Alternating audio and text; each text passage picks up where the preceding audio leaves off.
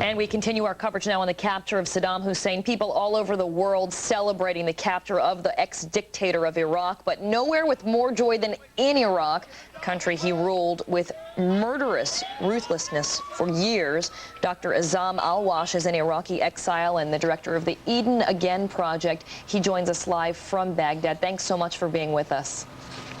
Good morning. Great day, isn't it? Well, it was unbelievable to see some of the pictures of the people in the streets. You know, we saw a similar situation when we saw the Saddam statue fall months back, but for them to now know that he can no longer do any harm, it must be a great day there. It's very hard to express one's real feelings. I mean, it's something that we've been waiting for 26 years, at least in my case. I have elation. I feel excitement. I am grateful for the fact that he was caught alive. I cannot wait for the trial. I cannot wait for the stories to come out of his treatment of Iraqis. I think the next steps are really what excites me. We will begin the healing process.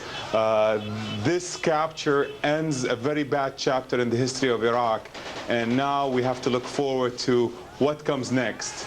So this is a turning point, unlike the fall of Baghdad. Do you think that some of the terror attacks and some of the anti-American insurgencies going on there, is that going to stop? I don't think it's going to stop. Look, believe me, I've been here since the liberation, and 95% of the Iraqis, even more than that, I really don't have the statistics to back it up, but all I have is the anecdotal evidence of me dealing with Iraqis. Majority, the very vast majority of them are elated at their liberation. They want Americans even to stay. Let me be that frank. It's only the fine, small minority that has lost its privilege that is quote unquote giving resistance. It's really terrorism, and they of course supported by the jihadis and the Salafis that are coming from abroad. Those do not represent Iraq. You know, 50,000, even 100,000 do not represent the feelings of 25 million people. These people that have come here to continue the terror, to try to tell the world that Iraqis do not want Americans, are not going to succeed. The fact is that Iraqis are grateful for their liberation at the hands of the United States forces and the coalition. I, for one, want to send my greetings to the families of the fighting forces, the Americans as well as the coalition, who are spending this Christmas away from their family to help Iraq rebuild. We are grateful. Thank you, thank you, thank you. You know, your happiness is so apparent. Tell me what you thought when you heard that it was a family friend, apparently a close family friend of Saddam Hussein, that ended up giving the tip to our men.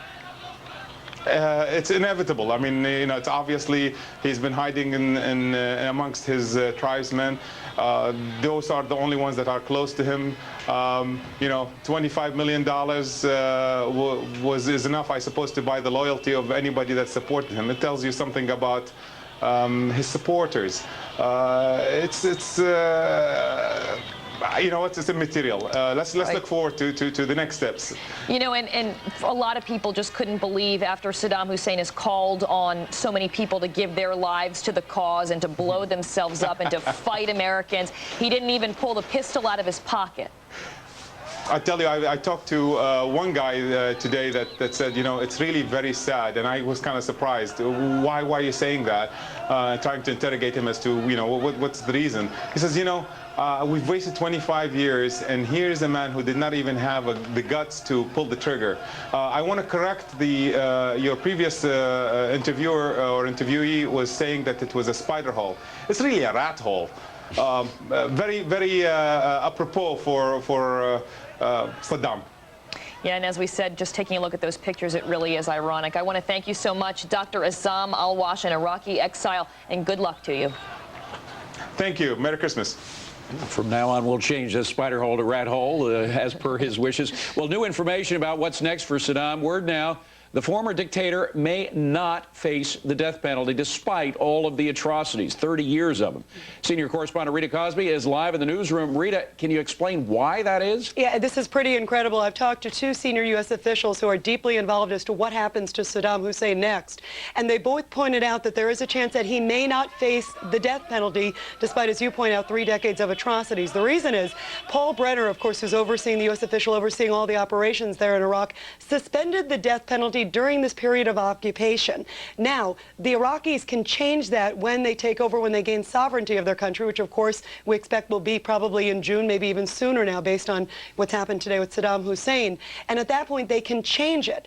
You would think on the face of it that they would automatically institute the death penalty, which is common in Arab countries. Probably the people within Iraq would certainly want it. That's what U.S. officials anticipate. But there is this element of the international community. Pressure from France, pressure from Germany, pressure even from the UK, also the United Nations, countries that do not institute the death penalty and are gravely opposed to it, and may want to have a say in this process of what happens next to Saddam Hussein. They may want to placate some of these countries to have them involved in this process. It's all part of what's going to be called the Iraqi Special Tribunal, which was formed just last Wednesday. And I'm told that on that tribunal there will be Iraqi judges that have agreed to be a part of it, and they may allow, and again the wording is may allow, others to be involved, such as Western judges, such as Kuwaiti judges, such as Saudi judges, but it is not a requirement. So the decision for literally for Saddam's fate may rest in the hands of the Iraqi people, and they may have to, succumb to some Iraqi, some other pressure, or some other international pressure from these countries that are deeply opposed to it, to have their involvement and have sort of an international consensus as to what to do to Saddam Hussein. I'm also told that when he would go before the tribunal, they're anticipating the earliest would be many months away, and they do expect that this tribunal would be the first place where Saddam Hussein will go before. They said that they strongly believe this is the only first option for him. After that, some other countries, such as the U.S., may have jurisdiction say that he committed some crimes against U.S. soldiers, if they can make a direct connection. They say at this point, they, believe it or not, do not have a direct connection, even though they believe a lot of his subordinates were involved. They also say that Kuwait may say that it has strong jurisdiction. But at this point, they believe this Iraqi Special Council, just formed last Wednesday, believe it or not, even though they strongly are obviously so angry at what Saddam Hussein did to their country, may feel that they have to look at the international picture, look at the political complexities, and may decide ultimately that he may not get the death penalty. Back to you. All right, a lot of maze there, but it is a possibility that we have to look out for. Rita Cosby, thanks very much. Coming up, we're going to be talking more about this. Saddam Hussein, his trial may become the trial of the century. How will prosecutors present their case against the dictator? And Eugene Fidel, I'm sorry, we are going, I thought we were going to a break. We're not. Are we going to the guest?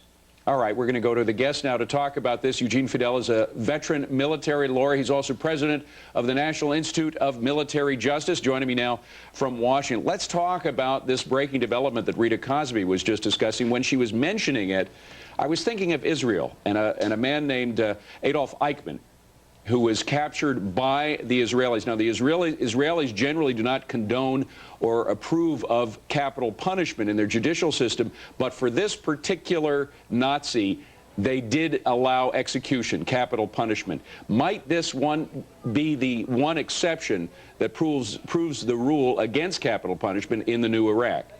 Well, it could be, but you know, a lot of time has gone by since the Eichmann trial and the execution. International values have continued to evolve. I think it's really an open question now whether at the end of the day we can't predict really what's going to happen at this trial, but you know, let's assume that he's convicted of some very, very grave offenses. It's an open question whether at the end of the day people will want to impose the death penalty. By the way, before you go off on a tangent, sure. We want to stick on this. The fact is that this guy is more than just a war criminal. He's a guy whose very existence leads to a threat that the Iraqi people don't feel comfortable coming out from under. That is to say, as long as he's alive, a lot of Iraqis are saying, geez, he's come back to power again and again and again. Unless he's dead, he might do it yet again. Right. There's a lot of, that's one concern. And, you know, there's a similar situation in Turkey right now. The Turkish government convicted a man named Öcalan, who has made a great deal of trouble for them. And his supporters have continued to rally simply because he's still around. Obviously, anytime you have a former leader, a former tyrant who still has some support, there is a danger. On the other hand, I think that there'd be quite a ruckus if there were a death penalty. But you know, Mr. Fidel, you better believe there'd be quite a ruckus if there wasn't a death penalty. There'd be quite a ruckus if it wasn't at least presented as an option that prosecutors could consider. There's no doubt about it. And, you know, this is so rich with possibilities, downsides everywhere, and there are no really good solutions. Let me give you an illustration. Quickly, sir. For many years, we kept a Nazi war criminal in Spandau prison in Berlin alone.